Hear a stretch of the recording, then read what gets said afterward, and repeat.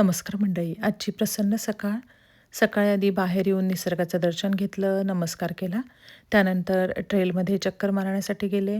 चक्कर मारून घरी आले. घरी आल्यानंतर ओटा सगळा स्वच्छ पाण्याने धुवायचा होता, म्हणून आधी सगळा ओटा स्वच्छ पाण्याने धुवून घेतला. आज श्रावण महिन्यातला शुक्रवार होता. या महिन्यात प्रत्येक शुक्रवारी मुलांच्या आरोग्यासाठी आणि दीर्घायुष्यासाठी जिवती देवीची आपण पूजा करतो. मी पण अंगणामध्ये आधी रांगोळी काढली, देवासाठी फुलं तोडून आणली आणि पूजेची सगळी तयारी केली. देवघरात ज्योतीचा फोटो लावून गूळ फुटाण्याचा त्यांना नैवेद्य दाखवला जातो.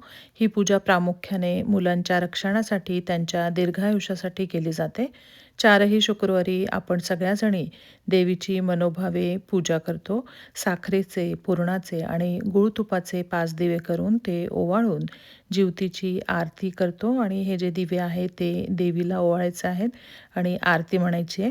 या दिवशी मुलांना पण औक्षण केले जाते. सगळ्यात प्रथम मी आधी शांततेत बसून देवाची मनोभावे पूजा केली आणि नंतर जिवती देवीची पूजा केली. गूळ फुटाण्याचा नैवेद्य दाखवला. त्यानंतर आरती केली. जिवतीची शुक्रवारची जी कहाणी आहे, ती कहाणी संपूर्ण चातुर्मासाच्या पुस्तकात दिलेली आहे.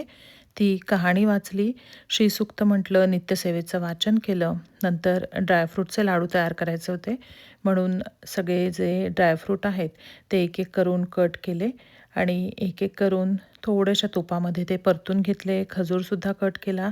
खजूर आधी कढईमध्ये थोडंसं तूप घालून खजूर गरम केला आणि तो त्या लाडवामध्ये टाकला. दोन्ही छान मिक्स करून घेतलं आणि ड्रायफ्रूटचे लाडू वळून घेतले.